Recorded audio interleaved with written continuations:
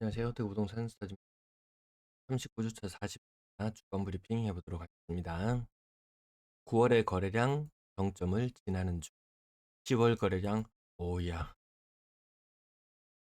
대구 상승 거의 한 두 달째. 주간 실거래 지수상으로는 두 달째 상승을 하고, 대전 매물이 계속 많이 빠지던 대전이 상승률 1위 보여주고 있고요.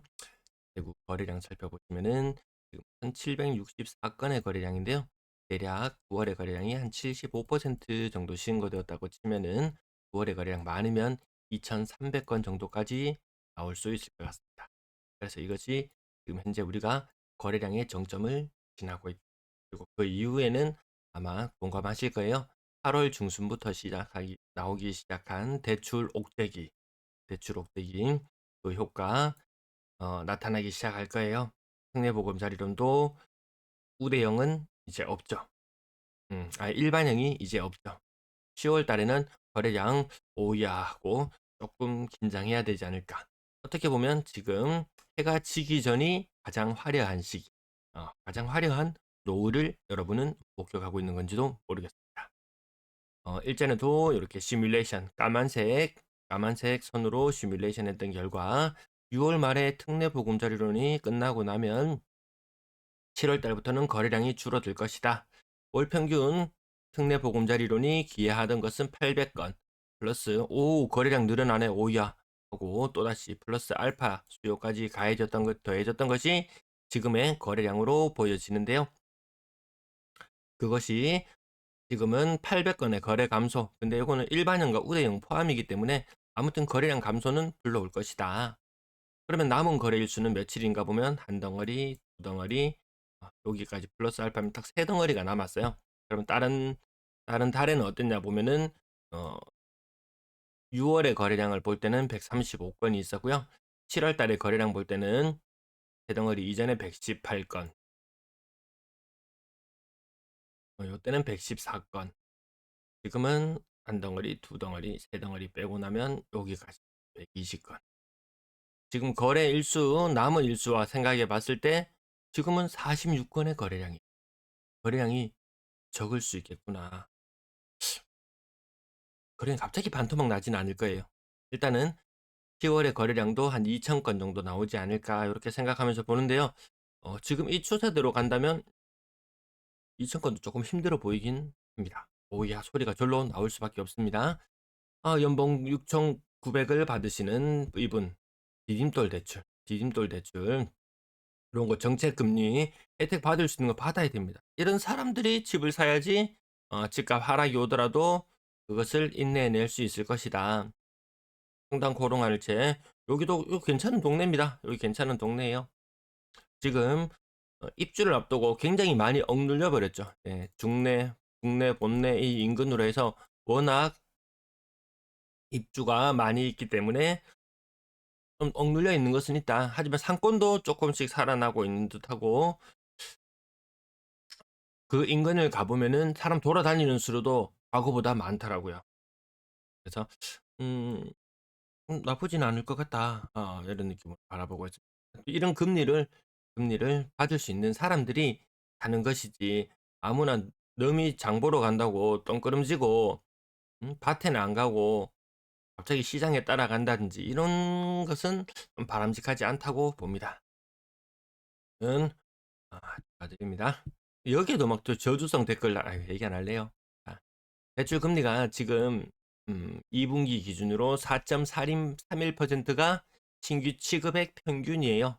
주택 상단, 대출 상단 누군가는 7% 뚫었다 그러죠. 누구는 이 엄청난 높은 금리로 대출을 받고 있고 누구는 2%, 2.4% 꿈의 금리 아닙니까? 예. 이 금리로 누군가는 대출을 받을 수 있고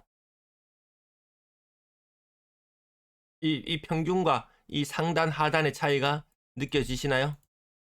여러분들 대출 금리가 6%, 7% 나오는데 집 매수에 가담할 수 있겠습니까? 아니겠죠. 이렇게 낮은 금리, 그 대신 큰 상승은 기대하기 힘들다. 그래서 이렇게 사신 분들은 제 방송 이제 보지 마시라. 보지 마시라. 괜히 맘 상한다. 보지 마시라. 주택 구입 부담 지수도 마찬가지. 이것이 소득이 반영이 되고 금리가 반영이 되고 요런 부분들이 주요한 내용이 되거든요. 그다음 평균 매매 가격이 반영이 되고, 그래서 처음 매수하신 분은 일단 매매 가격은 고점 대비 아마 35% 거의 40% 가까이 빠졌나요? 네, 그 정도. 매매 가격 오케이. 소득 집 사기에 평균 소득이 얼마였더라? 잘 기억이 안 나요. 죄송합니다. 소득 부분을 봤을 때도 야, 집값 좀 떨어지는 거 신경 안 써도 되겠다. 오케이. 금리 좋은 금리 선택했네. 오케이. 지금 대구의 주택 구입 부담 지수가 62.2라고는 하지만 저분이 매수하신 모습을 보면 일단 낮은 금리를 일단 적용받기 때문에 60보다 훨씬 더 아래쪽이 아닐까, 훨씬 더 아래쪽이 아닐까. 아무튼 주택 구입하기에는 부담 없는 모습으로 그렇게 비춰졌습니다. 주간 실거래 지수 대구 0.04에서 0.06으로 상승폭이 확대했고요. 전체도 마이너스 0.02에서 0.61로 하락폭이 축소되는 모습. 야, 분위기 좋아지네. 오야. 라고 할 수도 있겠지만 이것이 지금 정점을 지나가는 중이기 때문에 그렇게 좀 좋게 나오는 부분일 수도 있다. 과거의 주간 실거래 지수가 지금 2달 가까이 지금 상승세를 이어가고 있는데요. 한두 달 반짝 상승했다가 또 지속적으로 하락하는 그런 경우도 있었거든요. 요건 휴대폰 앱을 통해서 한국 부동산원 앱을 통해서 다운받아 보시면은 요 수치들의 흐름을 살펴볼 수 있습니다. 그러면 과거까지 쭉 스크롤해서 내려가시다 보면은 더 상세한 정보를 얻을 수 있을 것 같네요. 지수 우위지수 상승 4군데, 하락 2군데. 오만상 돈을 퍼붓고 다 시장 분위기가 좋아질 것 같지만 60을 넘어서는 곳이 하나도 없더라. 60을 넘어서는 것이 하나도 없더라. 모르겠습니다. 지금 어, 막판으로 한번 넘어설래나? 아직까지는 넘어서는 지역이 나오고 있지는 않습니다. 그 가운데 대구, 부산은 갈 길이 한참이나 멀더라.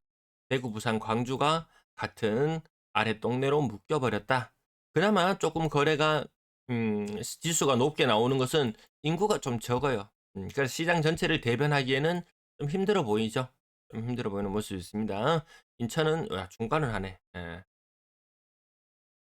대구, 부산은 바닥을 헤매고 있는 모습을 계속해서 보여주고 있습니다. 신고가 다음 주간 실거래 지수 아래에 특례 우대 중단이라는 중요한 이슈가 발생했죠. 대출 중단, 공급 축소. 사람들이 쓸 돈이 없다는 뉴스들이 나와요. 특히 극장 관련해서 이번 추석 연휴에 극장 방문객 수가 굉장히 적었다고 하죠. 저도 그 한 반년 전쯤에 극장을 한번 가고 4인 가족이 뭐 스크린 X든가 옆에 뭐 조금 더 나오는 거 사람 괜히 번잡스럽게만 하던데 그 4인 가족이 보는데 6만 원 들었어요. 영화 보는 데만 6만 원 들었어요. 왔다 갔다 교통비에 또 뭐 팝콘이라도 한 개 사 먹고 이러니까 어우야, 어우야. 야, 이제 극장 가는 거 다시 한번 생각해 봐야 되겠다. 이런 느낌이 들 정도였거든요. 사람이 한두 번 지갑을 열고 소비는 하지만, 야, 이 돈이면은, 야, 외식하기 좀 곤란하겠는데? 이 돈이면 영화관 가기 좀 곤란하겠는데? 이렇게 느낄 정도니까요. 왜? 온통 지금 돈은 은행으로 다 쏠려가고 있죠. 네. 그리고 자, 거래량 지금 갑자기 뚝 떨어졌는 거래량, 휴일이 많이 끼어 있어서 이런 모습을 보여주긴 했습니다. 휴일이 끼어 있어서 그 영향입니다.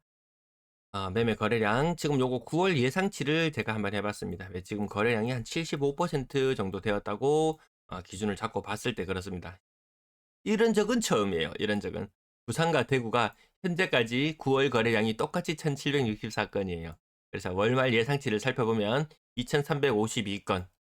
제가 표에서는 2250건이라고 표현해 놨는데 음 갑자기 좀 줄어들 수는 있거든요. 지금 추세에서 갑자기 추세가 바뀌면서 거래량이 줄어들 수 있는 부분도 있기 때문에 지금은 굉장히 양호한 흐름을 보이지만 후반부로 갈수록 이 9월 중반 이후로 특례 보금자리론 조금 힘이 떨어지는, 그리고 50년 주담대 이런 거 힘이 떨어지는 그런 것들이 작용이 되면은 거래량은 조금 더 떨어질 수는 있습니다. 어쨌든 지난달 혹은 지지난달처럼 이 첫째 주가 지나고 났을 때 거래량이 한 75% 정도 신고되었다고 가정하고 살펴봤을 때 요 정도 거래량이 나올 것이다.